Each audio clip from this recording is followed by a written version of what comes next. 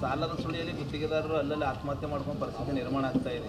ಇಷ್ಟು ಡೈನಮಿಕ್ ಸಚಿವರು ಇದ್ದರು ಅನುದಾನ ಕೊರತೆ ಯಾಕೆ ಸರ್? ಯಾಕೆ ದುಡ್ಡು ಬಿಡುಗಡೆ ಆಗ್ತದೆ? ಗ್ಯಾರಂಟಿ ಎಫೆಕ್ಟ್ ದುಡ್ಡು ಪತ್ತೆ ಆಗಿತ್ತು ಅಲ್ಲ. ನಾವು ಇದನ್ನು ಕೇಳೋದು ಪ್ರಶ್ನೆ ಆಲ್ಮೋಸ್ಟ್ ಎಲ್ಲ ಜಿಲ್ಲೆಗಳಿಗೆ ಇದನ್ನ ಕೇಳ್ತಾರೆ. ನೀವು ಕೇಳಿದ ದಿನ ಎಲ್ಲರೂ ಕೇಳ್ಯಾರ. ಆದರೆ ನೀವು ಅದನ್ನು ಮೂಲ ಯಾಕಾಗಿದೆ ಅಂತ ಹುಡುಕ್ತಾ ಇಲ್ಲ. ಸಮಸ್ಯೆ ಬಂದದ್ದು ಅವ್ರ ಬಿಲ್ ಬರ್ತಾಯಿಲ್ಲ, ಕೆಲಸ ಮಾಡಿದ್ದು ನಿಜ, ಬಿಲ್ಲು ಬಾಕಿ ಇರೋದು ನಿಜ. ಆದರೆ ಹಿಂಗೆ ಆಗ್ಲಿಕ್ಕೆ ಸಮಸ್ಯೆ ಏನು ಅನ್ನೋದು ಯಾರೂ ಇಲ್ಲಿವರೆಗೆ ನಮ್ಮನ್ನು ಪ್ರಶ್ನೆ ಮಾಡಿಲ್ಲ, ಯಾಕೆ ಹಿಂಗಾಗಿತ್ತು ಅನ್ನೋದು. ಸೊ ಇಂದು ಬಿ ಜೆ ಪಿ ಸರ್ಕಾರದಾಗ ಎಲ್ಲಿ ಒಂದು 10-20 ಕಡೆ ಹೇಳಿದ್ದೀವಿ ನಾವು.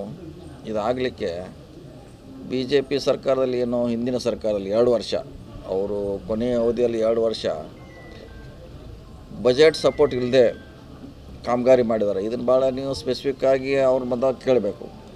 ಬಜೆಟ್ ಸಪೋರ್ಟ್ ಇಲ್ಲಂದರೆ ಅನುದಾನ ಇಲ್ಲದೆ ಕೆಲಸ ಮಾಡಿದ್ದಾರೆ. ಸೊ ಹೀಗಾಗಿ ಅದು ಗ್ಯಾಪ್ ಆಗಿದೆ.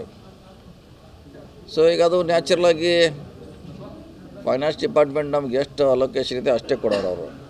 ಸೊ ಇದು ಜಾಸ್ತಿ ಮಾಡಿದ್ದವರು ನಮ್ಮನ್ನೇ ನೀವು ಪರ್ಮಿಷನ್ ತೊಗೊಂಡು ಕೊಟ್ಟಿಲ್ಲ ಅಂತ ಅವ್ರ ವಾದ.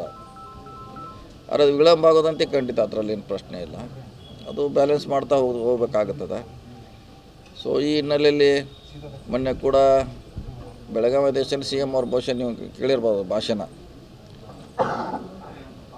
ಸುಮಾರು ಇಲಾಖೆ ನಮ್ಮ ಇಲಾಖೆದು 14,000 ಕೋಟಿ ವ್ಯತ್ಯಾಸ ಇದೆ. ನಂದು ಒಂದೇ 14,000 ಕೋಟಿ ಅನುದಾನ ಇಲ್ಲ. ಅದಕ್ಕೆ ಅದನ್ನು ಇನ್ನು ಎಕ್ಸ್ಟ್ರಾ ಕೇಳ್ತಾ ಹೋಗಿ ನಾವು ಅದನ್ನು ಸರಿದೂಗಿಸಲಿಕ್ಕೆ ಪ್ರಯತ್ನ ಮಾಡಬೇಕು. ಅದಕ್ಕಾಗಿ ಇದು ಮೂಲ ಪ್ರಶ್ನೆ ಇಲ್ಲಿ. ಗ್ಯಾರಂಟಿಗೂ ಇದಕ್ಕೂ ಏನು ಸಂಬಂಧ ಇಲ್ಲ. ಗ್ಯಾರಂಟಿ ಕೂಡ ನಮ್ಮ ಬಜೆಟ್ನಲ್ಲಿ ಅನೌನ್ಸ್ ಆಗಿದೆ. ಮತ್ತು ನಮ್ಮ ಇಲಾಖೆಗೆ ನಾವು ದುಡ್ಡು ಸಪ್ರೇಟಾಗಿ ಅಲೋಕೇಶನ್ ಆಗಿದೆ. ಹೀಗಾಗಿ ಪ್ರತಿ ಸಾರಿ ತಾವು ಕೇಳೋದು ಅನುದಾನ ಗ್ಯಾರಂಟಿಯಿಂದ ನಮ್ಮ